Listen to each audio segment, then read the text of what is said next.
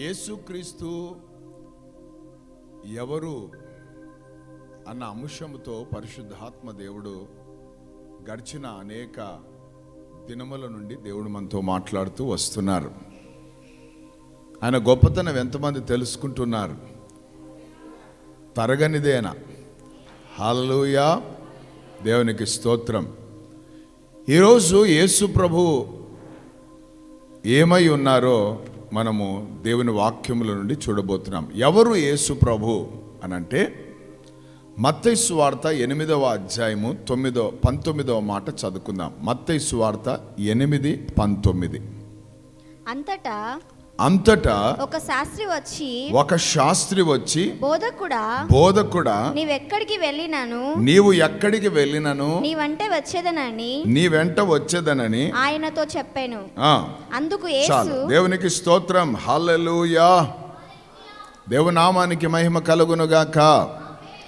యేసుక్రీస్తు ఎవరు అనంటే యేసుక్రీస్తు బోధకుడు.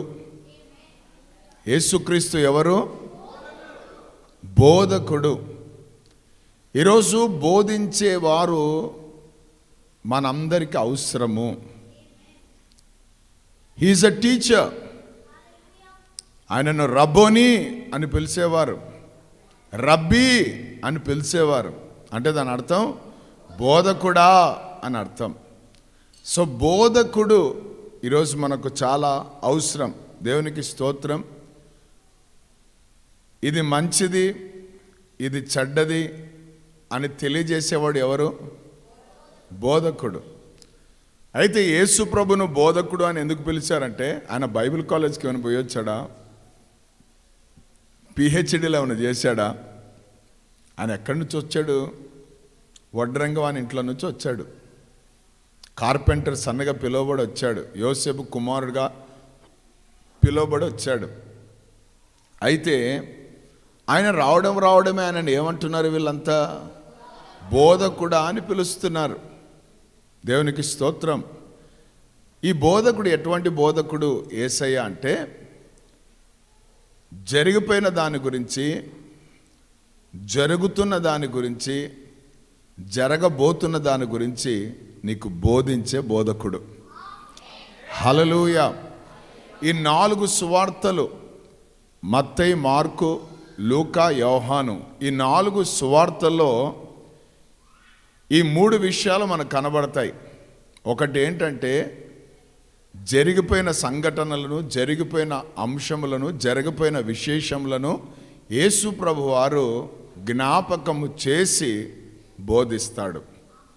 రెండవది ప్రస్తుతం జరుగుతున్న ఆ పరిస్థితులను కూడా ఆయన తెలియజేస్తూ బోధిస్తాడు. మూడవది జరగబోతున్న వాటి గురించి కూడా ఆయన శిష్యులకు బోధించాడు. సో ఈ బోధకుడిలో ఉన్న గొప్పతనం ఏంటంటే బుక్కు బోధకుడు కాదిన, జీతం కోసం సంపాదించుకునే బోధకుడు కాదిన. ఈయన ఎవరంటే లైఫ్ని మనకు గైడ్ చేసే బోధకుడు, మన జీవితాన్ని నడిపించే బోధకుడు. మన జీవితంలో ఏవి ప్రాముఖ్యమైనవి, ఏవి అనవసరమైనవి, ఏవి అవసరమైనవి, ఏవి అనవసరమైనవి అన్న వాటిని మనకు తెలియజేసే బోధకుడు ఎవరు అని అంటే యేసుక్రీస్తు ప్రభువారు. దేవునామానికి మహిమ కలుగునగాక. సో ఆయన ఒక మంచి బోధకుడై ఉన్నాడు. దేవునికి స్తోత్రం. ఎటువంటి బోధకుడైనా ఒక మంచి బోధకుడు. దేవునామానికి మహిమ కలుగునగాక. హల్లెలూయా. ఆయన బోధలకు ప్రపంచం అంతా కూడా ఆశ్చర్యపోయారు. ఎందుకంటే ఆయన అంటాడు, నేను బోధించేది నా బోధ కాదు, నేను తండ్రి దగ్గర ఏమైతే వింటున్నానో అవే వాటిని నేను మీకు బోధిస్తున్నాను లేక తెలియజేస్తున్నాను అన్నారు. దేవునికి స్తోత్రం. హల్లెలూయా. అందుకే ఆయన గుడ్ టీచర్గా, మంచి బోధకుడిగా పిలువబడ్డాడు. దేవునామానికి మహిమ కలుగుగాక. మన బోధకులైతే మామూలుగా చూస్తే పుస్తకం ఉంటేనే, వాళ్ళకి ఏదైనా కొంచెం అనుభవం ఉంటేనే బోధిస్తారు. కానీ యేసు ప్రభు అట్లా కాదు. ఆమెన్. ఆయన సమస్తము ఎరిగినవాడు, ఆయన సమస్తానికి అధిపతి అయినవాడు, వర్తమాన భవిష్యత్ కాలములలో ఉన్నవాడు. సో ఆయనకు మరుగైనది ఏది కూడా లేదు. దేవునికి స్తోత్రం. అందుకే మీకు ఒక మనవి చేస్తున్నాను, మీ జీవితంలో మీరు ఏమైనా తీర్మానాలు తీసుకోవాలి. కొన్ని తీర్మానాలు ఉంటాయి, అవి ఎట్లా అంటే ఎవరితో చెప్పలేము, ఏం చేయలేము. అసలు కొంతమంది అంటారు మైండ్ పని చేస్తలేదన్న అంటారు. ఎప్పుడైనా మీకు అట్లా జరిగిందా? అస్సలు ఏం చేయాలి అర్థం కావడం లేదు. ఎప్పుడైనా అనుకున్నారు అట్లా? వచ్చినాయి అందరికీ ఉంటే మనిషి అన్నాక. ఆమెన్, హల్లెలూయా. సో ఇటువంటి పరిస్థితులు వచ్చినప్పుడు మనం ఏం చెయ్యాలి అని అంటే, మన గోస అంతా పోయి వాళ్ళకి వీళ్ళకి చెప్పుకోవడం కాదు, కానీ శుభ్రంగా ప్రార్థన చేసుకొని, దేవా నీవే నాతో మాట్లాడు నాయనా అని ఒక చిన్న మాట చెప్పి ప్రార్థన చేసుకొని ఆయన సన్నిధిలో కూర్చున్నాం అనుకో, ఆ వాక్యం అట్లా తెరిచి కూర్చున్నాం అనుకో, ఆ వాక్యముల నుండే దేవుడు నీకు కావలసిన జవాబులన్నీ దయచేస్తాడు. నీ మైండ్ ప్రశ్నలు వేస్తూ ఉంటుంది, వాక్యము జవాబు చెప్తూ ఉంటుంది. లోకం ప్రశ్నలు వేస్తూ ఉంటుంది, దేవుని వాక్యము జవాబు ఇస్తూ ఉంటుంది. హల్లెలూయా, దేవునికి స్తోత్రం. కాబట్టి ఈ మాటలన్నీ కూడా యేసు ప్రభు బోధిస్తున్నప్పుడు మత్తయి అనే సువార్తికుడు రాశాడు, మార్కు అన్న సువార్తికుడు రాశాడు, లూకా అన్న సువార్తికుడు రాశాడు, యోహాను అన్న సువార్తికుడు రాశారు. వీళ్ళంతా యేసుప్రభు శిష్యులే, కానీ వారిని దేవుడు సువార్తికులుగా వాడుకున్నారు. వాళ్ళు ఒక రైటర్స్గా దేవుడు వాడుకున్నాడు. ఆయన ఎక్కడ కూర్చున్నాడు, ఏ దోణి ఎక్కాడు, ఏ రీతిగా ప్రవర్తించాడు, ఏ రీతిగా దయ్యాలు కేకలేసిపోయినాయి, ఏ రీతిగా స్వస్థతలు జరిగినాయి, ఏ రీతిగా అద్భుతాలు చేశాడు, ఏ రీతిగా ఆయన జటిలమైన ప్రశ్నలకు జవాబిచ్చాడు, ఏ రీతిగా ఆయనను పట్టుకున్నారు, ఏ రీతిగా ఆయన కొట్టారు. ఇవన్నీ కూడా సువార్తలలో వాళ్ళ సువార్తలలో ఏం చేస్తూ వచ్చారు, రాసుకుంటూ వచ్చారు. ఆమె 4 సువార్తలను ఎంత ఎక్కువ చదివితే అంత మంచిది. ఎందుకంటే అంత ఎక్కువగా యేసు ఎవరో నీకు తెలుస్తుంది. హల్లెలూయా. నేను మాత్రం జస్ట్ కొన్ని గ్లాన్స్ మాత్రం మీకు ఇస్తూ ఉన్నాను, కానీ లోపలికి పోయి చూస్తే చాలా ఉన్నాయి. దేవునామానికి మహిమ కలుగుగాక. హల్లెలూయా. 3 రోజులు ఆయన సువార్త చెప్పాడంటే, 3 రోజులు కొండ మీద ప్రసంగం చేశాడంటే ఎన్ని మాటలు చెప్పింటాడు. అందుకే యోహాను లాస్ట్లో ఒక మాట అంటాడు, ఆయన సువార్తల్లో, ఒకవేళ యేసు చేసిన కార్యాలన్నీ కూడా ఆయన చెప్పినవన్నీ కూడా రాసుకుంటూ వస్తే గ్రంథం సరిపోదట. ఆమెన్. భూమికి ఆకాశానికి ఎంత పెద్ద అంత గ్రంథం రావాల్సి వస్తుందట. అన్ని చేసిపోయాడు ఆయన. దాంట్లో కొన్ని ప్రాముఖ్యమైన విశేషమైన వాటిని, అంటే నీ జీవితానికి నా జీవితానికి కావలసినవి సంబంధించిన వాటిని మాత్రం ఇక్కడ రాసి పెట్టాడు. హల్లెలూయా. పక్కన వాళ్ళతో చెప్పు, నీ దేవుడు అనంత జ్ఞాని అని. దేవునికి స్తోత్రం. హల్లెలూయా. ఆమేన్. దేవనామానికి మహిమ కలుగుగాక. యేసు ప్రభు ఎవరు? బోధకుడు. ఈ బోధకుడు ఏం చేశాడో కొన్ని చూద్దాం మనం. చూడండి అద్భుతమైన విషయాలు. ఈ మత్తయి సువార్త 19వ అధ్యాయం 16వ వచనం. మత్తయి సువార్త 19:16. ఇదిగో ఒకడు ఆయన యొద్దకు వచ్చి బోధకుడా నిత్య జీవము పొందుటకు నేను ఏ మంచి కార్యము చేయవలనని ఆయనను అడిగాను. అందుకాయన మంచి కార్యమును గూర్చి నన్నెందుకు అడుగుచున్నావు? మంచివాడొక్కడే నీవు జీవములో ప్రవేశింపగోరిన ఎడల ఆజ్ఞలను గైకొనుమని చెప్పాను. అతడు ఏ ఆజ్ఞలని ఆయనను అడుగగా, యేసు నరహత్య చేయవద్దు, వ్యభిచరింపవద్దు, దొంగిలవద్దు, అబద్ధ సాక్ష్యము పలుకవద్దు, తల్లిదండ్రులను సన్మానింపుము, నిన్ను వల్ల నీ పొరుగువానిని ప్రేమింపవలనను అనునయే అని చెప్పాను. అందుకు ఆ యవనుడు, ఇవన్నీ అనుసరించుచూనే ఉన్నాను, ఇకను నాకు కొదువ ఏమని ఆయనను అడిగాను. అందుకు యేసు, నీవు పరిపూర్ణుడగుటకు కోరిన ఎడల పోయి నీ ఆస్తిని అమ్మి బీదలకిమ్ము. ఆమేన్. దేవునికి స్తోత్రం. మొట్టమొదటిగా మనం చూస్తే ఒక వ్యక్తి యేసుప్రభు దగ్గరికి వచ్చి నిత్య జీవానికి వారసుని కావాలి అంటూ ఆయనను ఏమని పిలుస్తున్నాడు? బోధకుడా నిత్య జీవానికి నేను వారసుని కావాలంటే ఏ మంచి కార్యాలు చేయాలి అని అడుగుతున్నాడు. ప్రైజ్ ది లార్డ్, హల్లెలూయా. దేవునామానికి మహిమ కలుగునుగాక. మంచి కార్యాలతో నిత్య జీవానికి రావు నాయనా. నీవు మంచి కార్యాలతో నిత్య జీవానికి పోదాం అనుకుంటున్నావేమో. ముసలోళ్ళకి ఇల్లు కట్టి, హల్లెలూయా, విధవరాలకు ఇల్లులు కట్టి 4 బియ్యం మూటలు వేసి, దేవునికి స్తోత్రం, 4 ఫోటోలు పెట్టి కదా. ఈ మంచి కార్యాలు నిన్ను నిత్య జీవంలోకి తీసుకొని వెళ్ళవు. మరి ఏం తీసుకొని వెళ్తుంది నిత్య జీవానికి అని అంటే, ప్రభు ఏమన్నాడు తెలుసా? నీకున్న ఆస్తిని అమ్మి బీదలకు ఇచ్చి నన్ను వెంబడించు అన్నాడు. అంటే యేసు ప్రభుని వెంబడించాలంటే ఏముండాలా? ఈ మర్మం తెలుసుకుంటే మీ జీవితం మారిపోతుంది. ఇది మర్మం. వాడిని ప్రేమించాడు యేసు ప్రభు. కారణం ఏంటంటే వాడు ఆజ్ఞలన్నీ పాటించేటోడే, దొంగ కాదు. అరే హత్య చేయకుండా చేసినట్టవా అని పట్టుకుంటాడు ఈ బోధకుడు. ఈ బోధకునికి అన్నీ తెలుసు. ఎవడు చీటింగ్ కొడుతున్నాడు, ఎవడు చీటింగ్ కొట్టలేడు, కాపీ ఎవరు కొడుతున్నాడు, కాపీ కూడా. ఆమెన్. అక్కడ మనం తెలుసుకోవాల్సిన విషయం ఏంటంటే, ఆస్తులు అమ్మేసి నన్ను వెంబడించు అన్నాడు కదా, బీదలకు ఇచ్చేసి నన్ను వెంబడించు అన్నాడు కదా. యేసును వెంబడించాలంటే మనలో ఏముండాలా? యేసును వెంబడించాలంటే మనలో ఏముండాలమ్మా? యేసును వెంబడించాలంటే మనలో ఏముండాలా? యేసును వెంబడించాలంటే మనలో ఏముండాలా? దేవునికి స్తోత్రం, హల్లెలూయా. అందుకేనేమో యేసు ప్రభు ఎవరో మీకు చెప్పడానికి ప్రభు ఇన్ని రోజుల నుంచి చెప్తూనే ఉన్నాడు. పాఠం బోధకుడు బోధిస్తూనే ఉన్నాడు. ఆమెన్, హల్లెలూయా. నీ పరిశుద్ధత కానీ, నీ నీతి కానీ, నీ యథార్థత కానీ, నీకేవేవో అవన్నీ ఆయన దృష్టిలో మురికి గుడ్డతో సమానం. మరి అది కాకుండా ఆయనకి ఏం కావాలా? యేసును వెంబడించాలంటే ఏం కావాలా? అక్కడ చదివినారు కదా అన్నీ. ఇచ్చేసి బీదలకు ఇచ్చేసి నన్ను అని వెంబడించాలంటే ఏం కావాలా? షాతారాబా. అది మనం చేయడం లేదు కాబట్టి నమ్ముకొని కూర్చున్నాం ఇక్కడ, అంతే. వెంబడించే వాళ్ళం కాదు మనం. అందుకే ఈ సమస్యలన్నీ కూడా. హల్లెలూయా. అయ్యా అప్పులు నువ్వే తీర్చాలయ్యా, నిన్నే నమ్ముకున్నాను నాయన, రోగం తీసేయాలి నాయన, నిన్నే నమ్ముకున్నాను నాయన, పిల్లలు లేరు నాయన, నిన్నే నమ్ముకున్నాను నాయన, పెళ్లి కాలేదు నాయన, నిన్నే నమ్ముకున్నాను నాయన.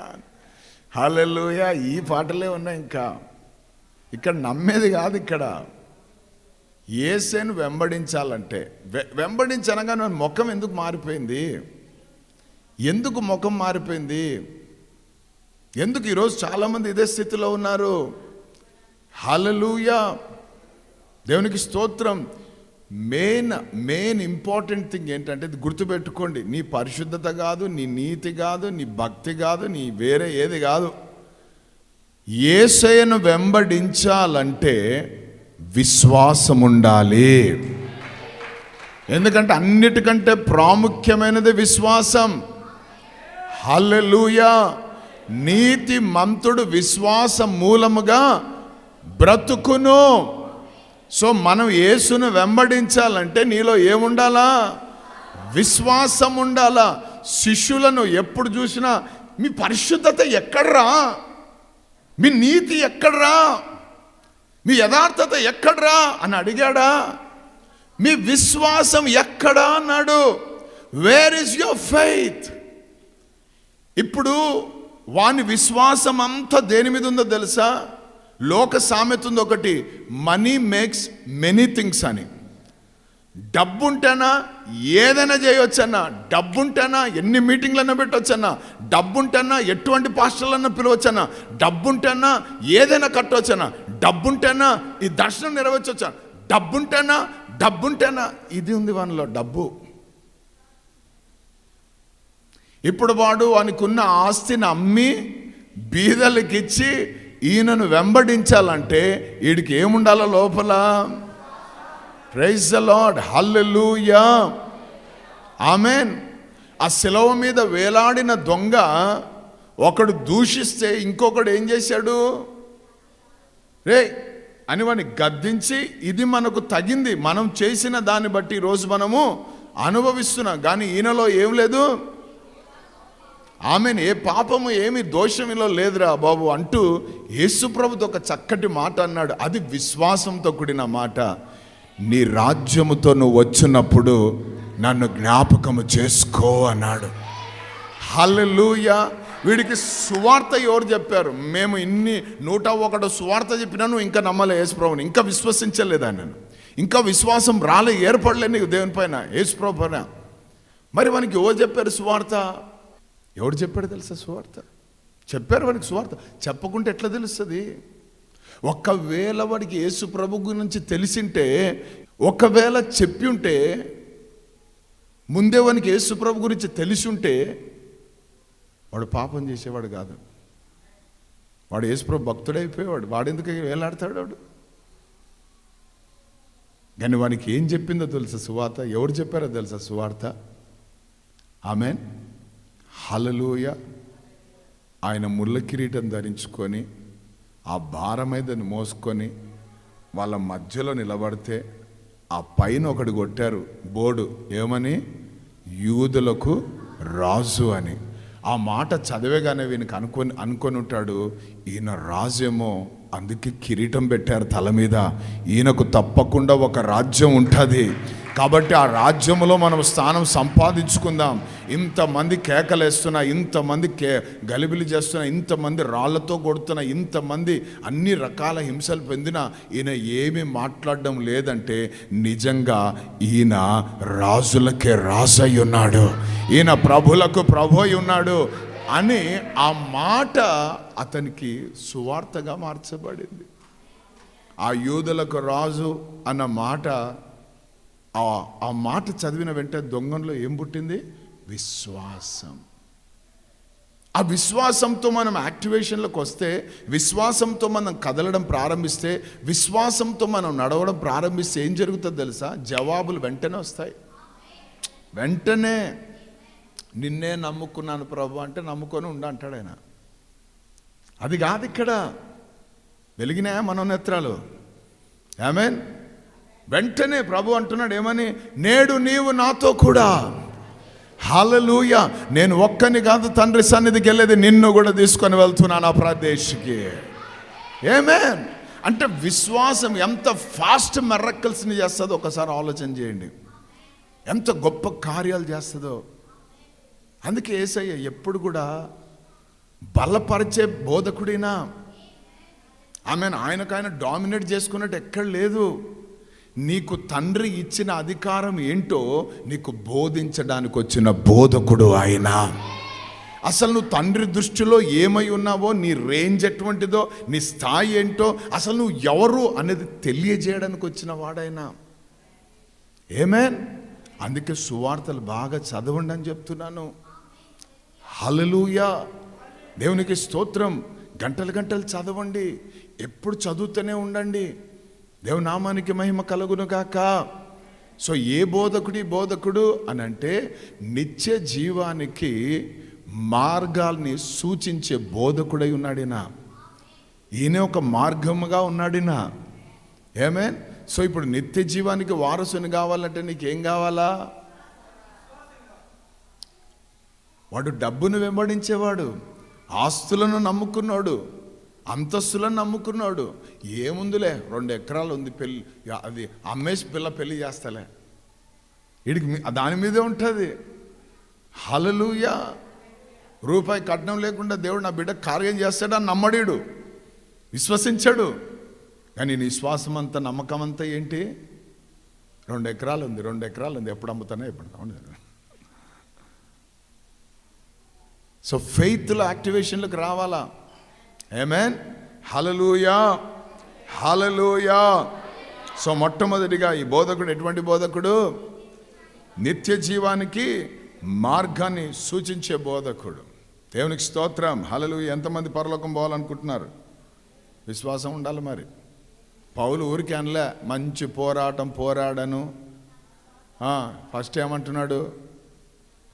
మంచి పోరాటం పోరాడను, నా నా నా యొక్క విశ్వాసమును కాపాడుకున్నాను అంటున్నాడు. ఎందుకంటే అది కాపాడుకుంటే పోం పైకి. నీ ఫెయిత్ డిస్టర్బ్ కావద్దు. దాడులంతా దేని మీద తెలుసా? విశ్వాసం పైనే. ఆమేన్. మనం ఆ దేవుని విశ్వసిస్తున్నాం కాబట్టి మన మీద రాళ్ళేస్తున్నారు. విశ్వాసానికి అన్నీ కూడా. హల్లెలూయా.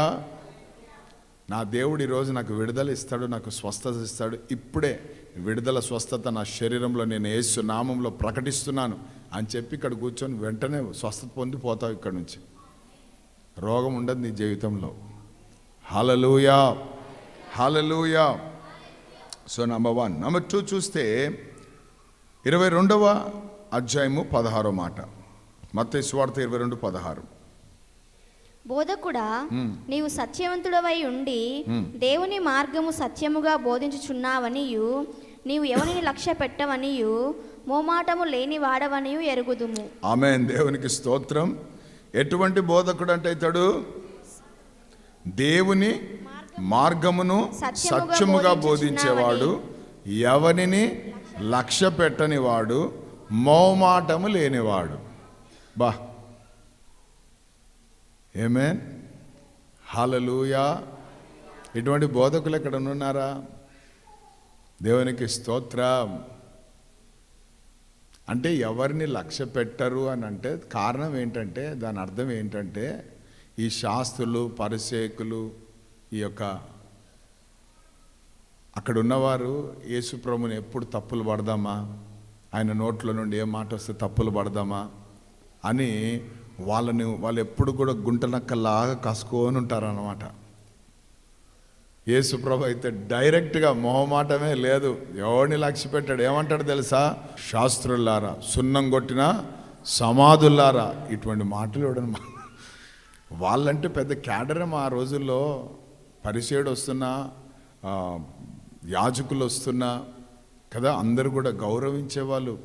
ఎందుకంటే వాళ్ళు నిలబట్టి అంగీలు వేసుకొని వస్తూ ఉంటే బాబు బాబు అని అందరు దండం పెట్టేవారు. అటువంటి వాళ్ళని పట్టుకొని ఏమంటున్నాడు ఈ అయ్యగారు? వేషధారులైన శాస్త్రులారా, పరిసేయులారా, సున్నం కొట్టిన సమాధుల్లారా. పైకి డెకరేషన్లు బాగా చేస్తారా, లోపలంతా కుళ్ళిపోయిందిరా అని తిట్టేవాడు వాళ్ళని. మీరు గుడ్డితనంలో ఉండి మీరు పోయి గుంతలో పడితే మిమ్మల్ని కొంతమంది మీ మార్గం చూసి వాళ్ళు కూడా వచ్చి పడతారు గుడ్డిలో, దాంట్లో గుంతలో అని వాళ్ళని మొహమాటం లేకుండా తిట్టేవాడు ఆయన. Praise the lord. అంటే దీని మాట మనం చూస్తే క్రమము కలిగిన బోధకుడు ఆయన. ఆమేన్. ఎటువంటి బోధకుడు ఈ బోధకుడు? కాబట్టి ఆయన దేవుని మార్గం గురించి, సత్యం గురించి బోధించేవాడు, లక్ష్య పెట్టేవాడు కాదు, మొహమాటము లేకుండా మాట్లాడేవాడు. దేవునికి స్తోత్రం, హల్లెలూయా. ఇవన్నీ కూడా గుణలక్షణాలు ఆయనలో ఉన్నాయి. కాబట్టే వాళ్ళు పగబట్టింది దాని గురించే. అసలు ఆయన సిలువకు పట్టి ఆయనని చంపించింది కారణం ఏంటంటే, ఈయన ఎవడిని లక్ష్య పెట్టాడు. ఆమేన్. ఈయన ఉన్నది ఉన్నట్టుగా మాట్లాడతాడు.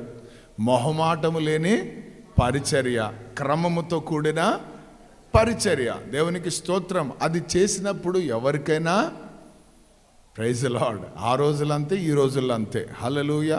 యోహాను చెప్పినందుకు యోహానుకి ఏమైనా దొరికిందా లాభం? కదా, డాన్సర్ ఏం చేసింది కదా, పొట్లి తల అడగొచ్చు కదా, తల్లి దగ్గర పోయి బాప్తిసం ఇచ్చి యోహాన్ తలనే కొరకు అన్నదా తల్లి. కోసి తెచ్చి ఇచ్చారు, అయిపోయాయి. ఎందుకంటే మొహమాటం లేని పరిచర్య ఆయనది కూడా. మారు మనసుకు తగిన ఫలాలు ఫలించండి, లేకపోతే గొడ్డలి వేరే దగ్గర ఉంది నరుకుతాడని చెప్పారు. అట్లా బదులని ఇష్టపడతారా? దేవుడు మిమ్మల్ని ఆశీర్వదిస్తున్నాడు. నేను చూస్తున్నాను పెద్ద హస్తం మీ మీదనే, ఎవరి మీద లేదు, మీ మీదనే. పగవాళ్ళ కంటే గొప్పగా ఆశీర్వదిస్తున్నాడు అంటే అంత సంతోషము. కానీ ఇక్కడ చూస్తే ఈ బోధకుడు ఎటువంటి వాడంట? మొహమాటం లేని, అంటే క్రమము కలిగిన బోధకుడు. చెప్పండి, ఎటువంటి బోధకుడినా? దేవునామానికి మహిమ కలుగునుగాక. హల్లెలూయా. దేవునికి స్తోత్రం. అంతేకాదు, ఈ బోధకుడు ఎటువంటి వాడు చూడండి. మార్కు సువార్త 4వ అధ్యాయం 38వ మాట. ఆయన దోణి అమరమున తలగడ మీద తల వాల్చుకొని నిద్రించుచుండెను. ఆ. వారు ఆయనను లేపి బోధకుడా మేము నశించిపోవచ్చున్నాము, నీకు చింత లేదా అని ఆయనతో అనిరి. దేవునికి స్తోత్రం, హల్లెలూయా. సో ఇప్పుడు ప్రయాణంలో ఏం జరిగింది? అలలు, గాలి, తుఫాను అన్నీ కూడా లేచినాయి. అయితే యేసు ప్రభు వారు ఏం చేస్తున్నారు? దోణి అమరంలో తలగడ మీద తలవాల్చుకొని నిద్రించుచుండెను. దేవుని నామానికి మహిమ కలుగును గాక. నిద్రపోతున్నాడంటే బోధకుడు. ఎందుకు? నిన్ను నిద్ర లేపడానికి. హల్లెలూయా. అమ్మ అందరు వింటున్నారా? ఇక్కడ చూడండి, ఎందుకని నిద్రపోతున్నాడంటే నిన్ను నిద్ర లేపడానికి. Praise the lord. ఈయన మేలుకొని కూర్చుంటే గాలులు వస్తాయా? తుఫాన్లు వస్తాయా? అలలు రేగుతాయా? దేవునికి స్తోత్రం, హల్లెలూయా. అవన్నీ రేగినాయి, వాటి ప్రభావం ఈ ధోని మీదకి వచ్చింది. అయితే వీళ్ళకున్న అనుభవాలు, వీళ్ళకున్న అన్నీ, ఎందుకంటే అక్కడ అంతా చేపలు పట్టేటోళ్ళే కదా దాంట్లో ఉన్నది. వాళ్ళకి తెలుసు ఎట్లా, ఏ టైంలో ఎట్లా వస్తే ఎట్లా చేయాలి. వాళ్ళ అనుభవాలన్నీ ఉపయోగించినా ఏమీ జరగలే. లాస్ట్కి ఏం చేశారు? యేసు ప్రభు దగ్గరికి వచ్చి ఏమంటున్నారు? బోధకుడా మేము నశించిపోవచ్చున్నాము, నీకు చింత లేదా అని ఆయనతో అనిరి. Praise the lord. అప్పుడు ఆయన ఏమన్నాడు? అందుకు ఆయన లేచి గాలిని గద్దించి నిశ్శబ్దమైన ఊరుకుండుమని సముద్రముతో చెప్పగా గాలి అణిగి మిక్కిలి నిమ్మలమాయెను. Praise the lord. అప్పుడు ఆయన, మీరెందుకు భయపడుచున్నారు, మీరు ఇంకను నమ్మిక లేక ఉన్నారా అని వారితో చెప్పాను. దేవునికి స్తోత్రం, హల్లెలూయా. ఇంకొక సువార్తలేమో మీ విశ్వాసం ఎక్కడా అన్నాడు. కాబట్టి ఇక్కడ మనం చూస్తే ఈ బోధకుడు ఎటువంటి బోధకుడు అంటే అన్నిటిని అంచివేసే బోధకుడు. ఈయన ఎటువంటి బోధకుడు? అంచివేసే బోధకుడు. దేవుని నామానికి మహిమ కలుగునుగాక. అవి నీ దగ్గరికి వచ్చినాయి అనుకో, వాటిని అంచేవాడు ఎవరు? Praise the lord. ఎవరది? యేసయ్య. దేవనామానికి మహిమ కలుగునుగాక. ఆ సార్ మీకు తెలుసు కదా సార్ అంటే తెలుసు.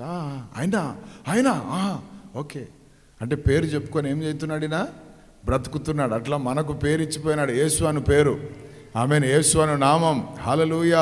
అలలు రేగినా, తుఫానులు రేగినా, అలజడులు పుట్టినా ఏం చేయాలా?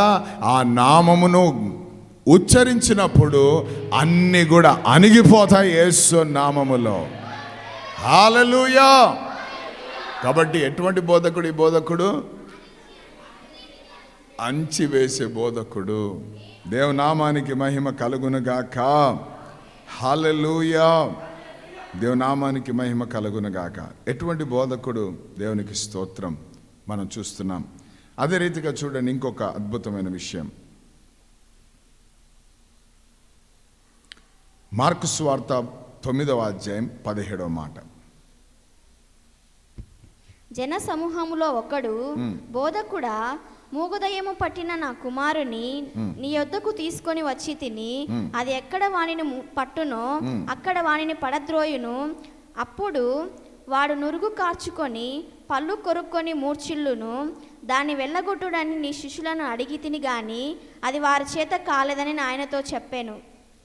అందుకు ఆయన, విశ్వాసం లేని తరము వారులారా, నేను ఎంతకాలము మీతో నుందును, ఎంతవరకు మిమ్మును సహింతును, వారిని నా యొద్దకు తీసుకొని రండని వారితో చెప్పగా వారు ఆయన యొద్దకు వానిని తీసుకొని వచ్చిరి. దయ్యము ఆయనను చూడగానే వాని విలవిలలాడించెను గనుక వాడు నేలపడి నురుగు కార్చుకొనుచు పొర్లాడుచుండెను. Praise the lord. హల్లెలూయా. ఏ దయ్యం అంటే ఇది? మూగదయ్యం.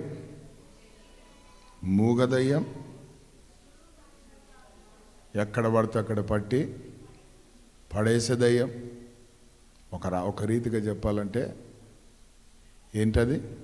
మూర్ఛతో కూడిన దయ్యం. మాటలు లేవు. దేవునికి స్తోత్రం, హల్లెలూయా. సడన్గా నోరు పడిపోతుంది, సడన్గా మాట పడిపోతుంది. అది అంత దయ్యాలు. ఆమేన్. దేవునికి స్తోత్రం. ఆ దయ్యాన్ని ఎవరు వెళ్ళగొట్టారు? ప్రైజ్ లార్డ్, హల్లెలూయా. అయితే ఇక్కడ మనం తెలుసుకోవాల్సిన విషయము, శిష్యుల వలన అది కాలేదు, శిష్యుల వలన అది జరగలేదు. అయితే యేసు ప్రభు దగ్గర ఆ వ్యక్తి కంప్లైంట్ చేస్తున్నాడు, మీ శిష్యులకు చెప్తే వాళ్ళ ద్వారా కాలేదయ్యా, వారి వల్ల కాలేదంటే వాడిని ఇక్కడ తీసుకురండి అని చెప్పి వెంటనే వాడికి ఏం చేశాడు? విడుదల ప్రకటించాడు, స్వస్థతను ప్రకటించాడు. దాని తర్వాత శిష్యులు ఒంటరిగా ఉన్నప్పుడు అడిగారు, అయ్యా మేము ఎందుకు వెళ్ళగొట్టలేకపోయాము? What is the reason? అంటే ఇక్కడ మనం తెలుసుకోవాల్సిన విషయం ఏంటంటే, కష్టమైన జటిలమైన ప్రశ్నలకు జవాబునిచ్చే బోధకుడు దేవుని బిడ్డలారా. అపజయం రావచ్చు మన జీవితంలో, కొన్నిసార్లు కనబడుతుంది, కానీ అది వచ్చినందుకు మనము ఆయన దగ్గర తెలుసుకొని మనం బలపరచబడాల. హల్లెలూయా. కాబట్టి ఏమన్నాడు? ఇట్టివి పోవాలంటే ఉపవాసం ఉంటే తప్ప అన్నాడు. దేవునికి స్తోత్రం. అంటే ఉపవాస ప్రార్థన మీలో ఉన్న అవిశ్వాసమును పోగొడుతుంది, మీ విశ్వాసాన్ని స్ట్రాంగ్ చేస్తూ ఉంది. కాబట్టి ఒక దానిని వెళ్ళగొట్టాలంటే మీలో ఏముండాలా? విశ్వాసం ఉండాలా. దేవునికి స్తోత్రం. ఈ లోకాన్ని జయించేదే విశ్వాసం. దేవుని నామానికి మహిమ కలుగాక. అయితే అద్భుతం ఏంటంటే, ఆ పాఠము వాళ్ళకు బోధించిన తర్వాత మరి మీరు ఎక్కడ చూడరు యేసు ప్రభు శిష్యులు ప్రార్థన చేసిన, వాళ్ళు అధికారం వాడిన, దయ్యాలు వదిలిపెట్టకుండా వాళ్ళ మీద పడ్డాయి, వాళ్ళని అటాక్ చేశాయని ఎక్కడ కనబడదు. హల్లెలూయా. దేవుని నామానికి మహిమ కలుగునుగాక. పేతురు నీడబడిన వారు అందరు లేచి కూర్చున్నారు. మరి దేవునికి స్తోత్రం. హల్లెలూయా. దేవుని నామానికి మహిమ కలుగునుగాక. కాబట్టి దయ్యాలను వెళ్ళగొట్టారు వాళ్ళు. సో వారికి ఏం నేర్పించాడు? ఏమేం జటిలమైన ప్రశ్నలను ఏ రీతిగా ఎదుర్కోవాలో కదా, ఏ రీతిగా దానిని ఓవర్కమ్ చేయాలో, ఏ రీతిగా దానిని. దేవునికి స్తోత్రం. హల్లెలూయా. ఎందుకంటే మనం పోరాడేది మనుషులతో కాదు, మనం పోరాడేది వాయు మండలంలో పనిచేసే చీకటి శక్తులతో, దురాత్మ సమూహాలతో. ఆమేన్. కొన్నిసార్లు పిల్లలు ఎక్కిలబడి ఏడుస్తూ ఉంటారు, వానికి అది ఇస్తావు, ఇది ఇస్తావు, అది చేస్తావు, ఇది చేస్తావు. ఆపరు, వాళ్ళు ఏడుస్తూనే ఉంటారు. వెంటనే మధ్యరాత్రి ఆ పని జరిగిందనుకో, ఏం చేస్తావు? బండి తీసుకొని, ఆటో తీసుకొని కదా, ఎట్లా పడితే అట్లా పరిగెట్టాల్సి వస్తుంది, ఎక్కడ పడితే అక్కడ. అది లోకంలో ఉన్న వాళ్ళు చేసేది. నువ్వేం చేయాలా? అది ఇచ్చావు, ఇది ఇచ్చావు, తగ్గలే, ఇంకా ఏం చేయాలా? వెంటనే నీ విశ్వాసాన్ని ప్రారంభించాలి. దేవునికి స్తోత్రం. హల్లెలూయా. మా రెండో అక్క వాళ్ళ కూతురు, ఒకరోజు వాళ్ళ ఇంట్లో ఉన్నాను నేను. మధ్యరాత్రి లేచింది, సుమారు 12 నుండి 1 గంట వరకు ఏమో ఏడుస్తూనే ఉంది, ఊ అనుకుంటా. నేనేమో పక్క రూమ్లో పడుకున్నాను, మీటింగ్ పోయేసి వచ్చి. ఆ 1 గంటకి ఏదో శబ్దం వచ్చింది నాకు. ఏందబ్బా, ఏది ఎవరో ఏడుస్తున్నట్టున్నారని చూస్తే ఈమె తిరుగుతూ ఉంది. నన్ను ఏమైందంటే, గంట అయిందిరా, ఏమో కంట్రోల్ అవుతలేదు, ఏడుస్తూనే ఉంది అన్నారు. ఇక్కడి అని చెప్పాను. తీసుకొని భుజం మీద పెట్టుకొని చేయబెట్టి ఒకే మాట, ఏ దయ్యాలారా వదిలిపోండి అన్నాను. 1 నిమిషంలో సైలెంట్ అయిపోయి గురక కొడుతుంది ఆ పిల్ల.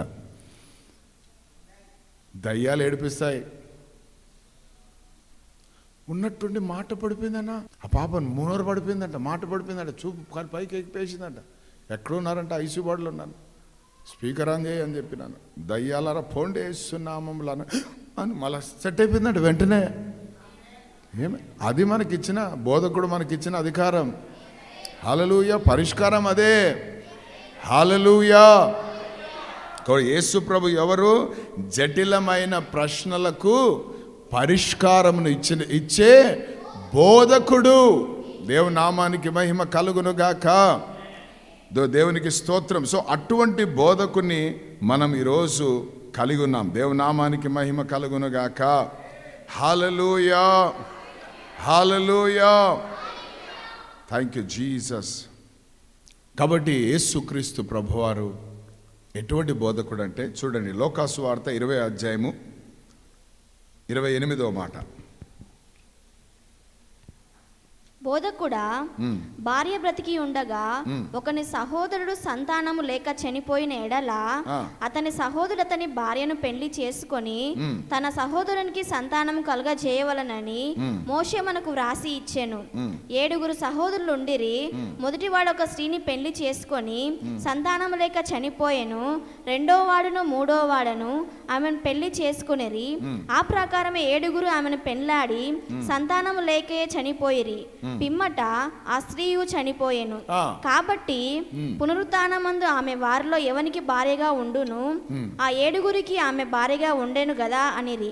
అందుకు యేసు, ఈ లోకపు జనులు పెళ్లి చేసుకొందురు, పెళ్లికి ఇయ్యబడుదురు గాని పరమును మృతుల పునరుత్థానమును పొందుటకు యోగ్యులని ఎంచబడిన వారు పెళ్లి చేసుకొనరు. ఆమేన్. దేవునికి స్తోత్రం. హల్లెలూయా. ఏంటి విషయం ఇక్కడ? వీళ్ళు అడిగే ప్రశ్న చూడు ఎట్లుందో. అంటే ఇక్కడ ఉన్న గోలంతా పైన పెడదాం అనుకున్నారేమో. ఆమేన్. దేవునికి స్తోత్రం. మరి ఇట్లా చనిపోయినారు.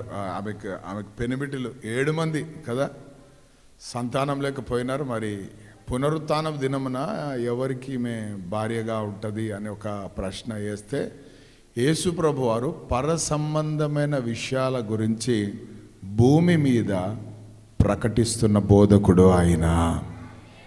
హల్లెలూయా.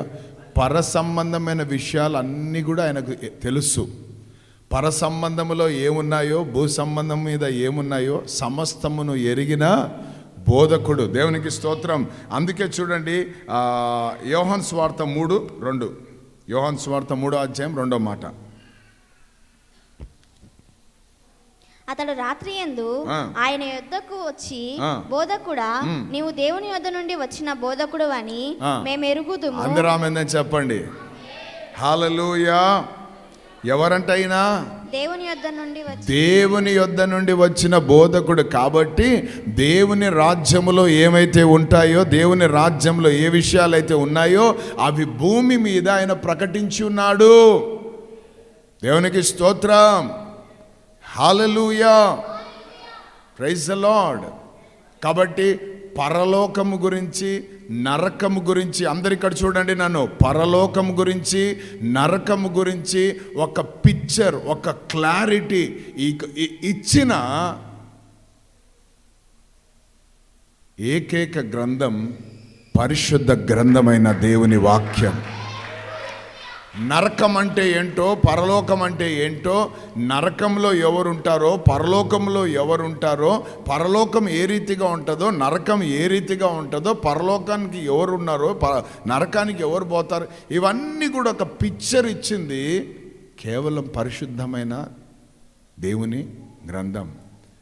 అయితే ఆ క్లారిటీ ఇవ్వడానికి తండ్రి అయిన దేవుని యొద్ద నుండి పంపబడ్డవాడు ఎవరంటే యేసుక్రీస్తు. ఆ యేసు ప్రభు ఎవరంటే పంపబడిన బోధకుడై ఉన్నాడు.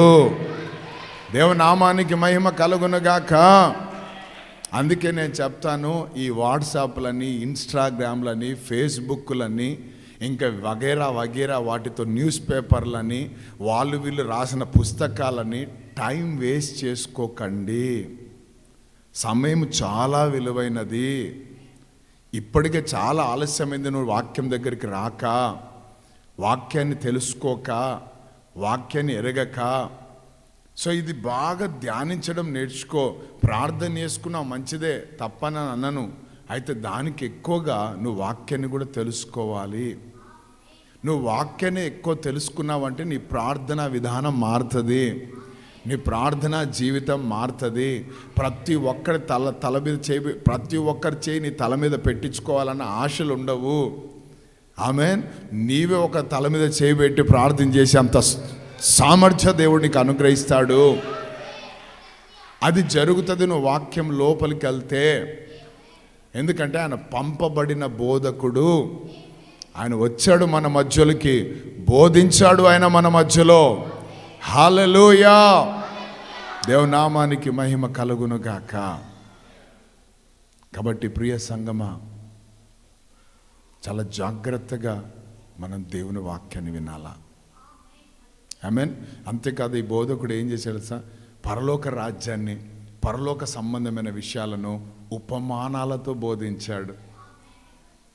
అర్థమయ్యే రీతిగా, సులువుగా తెలుసుకునే రీతిగా సింపుల్గా బోధించాడు. పరలోకం అంటే అది దాన్ని ఏదో పెద్దగా అమ్మో ఇది మర్మం పిల్లలకు అర్థం కాదులే చెప్పాలి అని ఇట్లాంటివి కాదు. చిన్న పిల్లలకు కూడా, సంటి పిల్లలకు కూడా అర్థమయ్యేటట్టు చెప్పాడు. అటువంటి బోధకుడినా. దేవునికి స్తోత్రం. హల్లెలూయా. విత్తనం విత్తేవాడు ఏం చేశాడట కదా, విత్తనాన్ని తీసుకొని ఎన్ని పొలాల దగ్గర పోయాడైనా, ఎన్ని నేలల దగ్గర పోయాడు? 4. దేవునికి స్తోత్రం. విత్తనం వేస్తున్నాడు కదా, వేస్తున్నప్పుడల్లా ఒక్కొక్క పొలం గురించి, ఒక్కొక్క నేల గురించి ఒక్కొక్క మాట చెప్పాడు కదా. మొట్టమొదటిది ఎటువంటిదంట? రాతి నేల.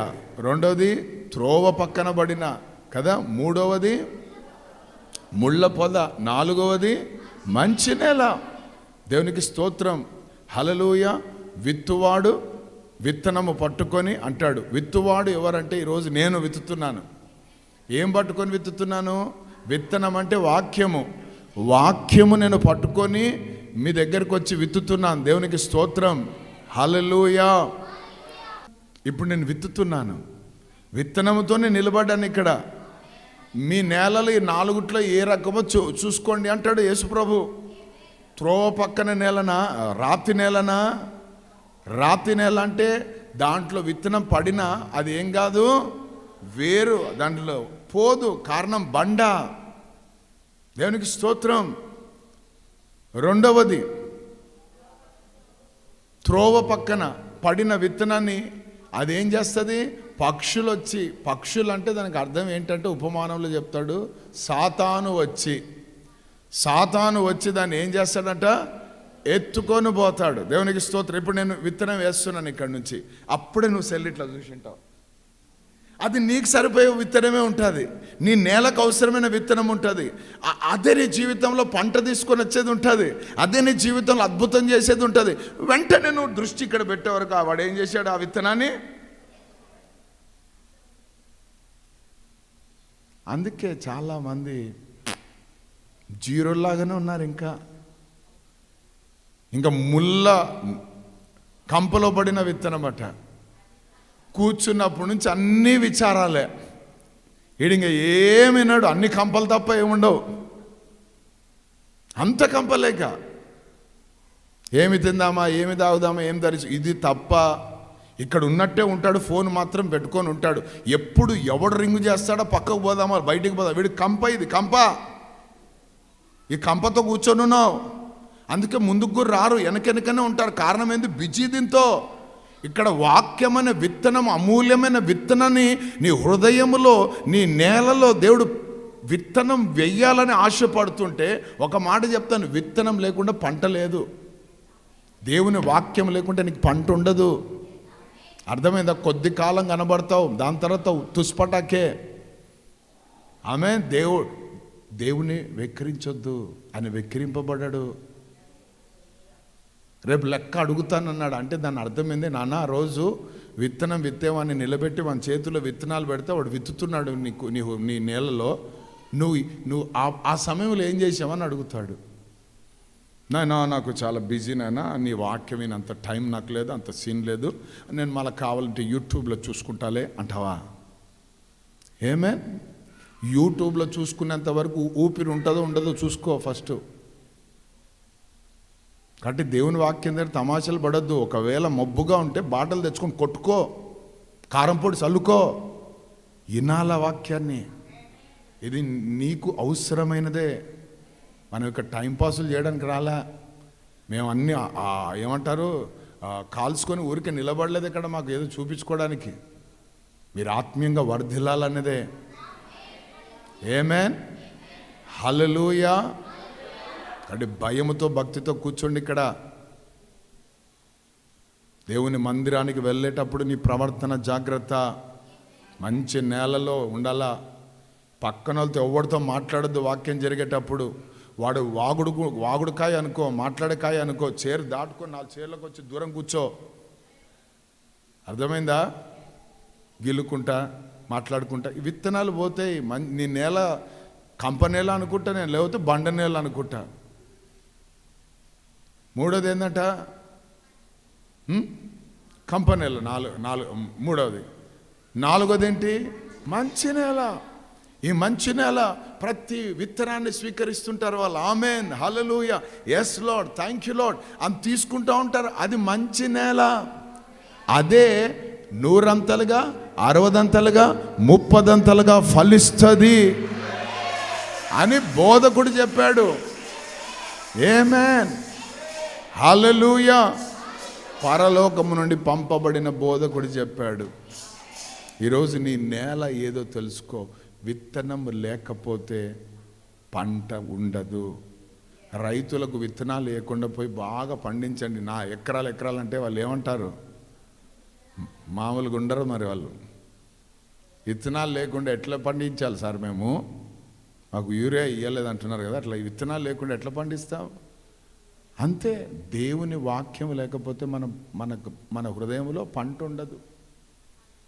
ప్రతి మాట ఉంది దీంట్లో. ఆమేన్. రోగముతో వచ్చావనుకో, నిన్ను స్వస్థపరచు దేవుడను నేను పొందిన దెబ్బల ద్వారా మీకు స్వస్థత కలుగుచున్నది. ఆయన యెహోవా రఫా అయి ఉన్నాడు. ఇది విత్తనం. అది నీ హృదయంలో విత్తుతున్నాను నేను. నువ్వు సిద్ధపడి తీసుకుంటే అది నీ నేలలో పడిన తర్వాత ఏమవుతుంది తెలుసా? అది మెల్లిగా ఫలించడం ప్రారంభిస్తుంది. అప్పుడు వాక్యము చేత నువ్వు స్వస్థపరచబడతావు. అంత ప్రాముఖ్యత వాక్యం అంటే. ఆమేన్. నేను గమనిస్తుంటాను, పాటల వరకు బాగుంటారు, ఆరాధన వరకు బాగుంటారు, వాక్యం స్టార్ట్ చేయగానే పక్షులు వచ్చేసింటాయి. ఎవరు వచ్చేసింటారు అంటే సాతాను. వాళ్ళు వచ్చి ఏం చేస్తారు? ఎత్తుకొని పోతాయి. ఒకటి కాదు, రెండు కాదు, చాలా పక్షులు వస్తాయి. కాబట్టి వాటికి మనం ఏం చేద్దు? చోటు ఇవ్వద్దు. దేవునికి స్తోత్రం, హల్లెలూయా. కాబట్టి ప్రియ దేవుని జనాంగమా, దేవుని యొద్ద నుండి వచ్చిన బోధకుడినా, మనం ఏర్పాటు చేసుకున్న బోధకుడు కాదు. అందుకే పర సంబంధం, భూ సంబంధం అన్ని విషయాలు మనకు బయలుపరిచాడు. ఆమేన్. ఇంకొక మాట చెప్పాలంటే, పరలోకం నీ చేతిలో పెట్టాడు, నరకం నీ చేతిలో పెట్టాడు. నువ్వు ఏది కోరుకుంటావు కోరుకో అన్నాడు. అది నీ జీవితంలో దేవుడి ఆయన ఇచ్చిన బోధకుడు ఇచ్చిన గొప్ప ప్రశ్న. ఆమేన్. నాకు ఇదే కావాలి, నిత్య జీవమే కావాలి అని అంటే విశ్వాసంతో బ్రతకడం నేర్చుకో. ఆమేన్. లోకం మీద ఆధారపడడం, మనుషుల మీద ఆనుకోవడం, వాళ్ళు ఏదో చేస్తారు వీళ్ళు ఏదో చేస్తారు. విశ్వాసంతో బ్రతకడం నేర్చుకో. ఆమేన్. విశ్వాసులుండే రాజ్యం అది. ఆమేన్. విశ్వాసుల వీరుల జాబితా ఇంతుంది హెబ్రీ 11వ అధ్యాయంలో. అదంతా వాళ్ళందరూ విశ్వాసంలో పోరాడి గెలిచి పోయి ఇప్పుడు కూర్చున్నారు అక్కడ. ఆమేన్. మనం కూడా అదే రేంజ్లో ఉండాలా. దేవునికి స్తోత్రం, హల్లెలూయా. ఎవరో వస్తారట, ఏదో ఇస్తారట అనుకుంటా చూసుకుంటా ఒకటే ఎత్తిపోతుంది పథకం. ఆమేన్, హల్లెలూయా. అంతేకాదు, సమస్తాన్ని నిమ్మలపరిచే జటిలమైన పరిస్థితులను ఎట్లా స్వాధీనపరచుకోవాలో మనకు బోధించిన బోధకుడు ఆయన. నీ విశ్వాసం ద్వారా దానిని ఏం చేయాలను? దేవునికి స్తోత్రం, అణిచివేయాలి. హల్లెలూయా. దేవనామానికి మహిమ కలుగును గాక. కాబట్టి ఆయన ఎక్కడి నుంచి వచ్చిన బోధకుడు? పరము నుండి పంపబడిన బోధకుడు ఆయన. సో ఆ బోధలు మనం విందాం, బాధలన్నీ తొలగించుకుందాం. ప్రభు బోధ మన బాధ తొలగిస్తుంది. ఆమేన్, హల్లెలూయా. ఒకవేళ ఈ బోధలకు రాకుండా ఉంటే ఇంకా కర్మజీవి అని అంటావు కదా, అట్లనే ఉండిపో. ఆమేన్. కాబట్టి ప్రభు మార్గం చూపించారు మనకు, దానిలో మనం వెంబడిస్తాం. అట్టి కృపతో దేవుడు మన నింపును గాక.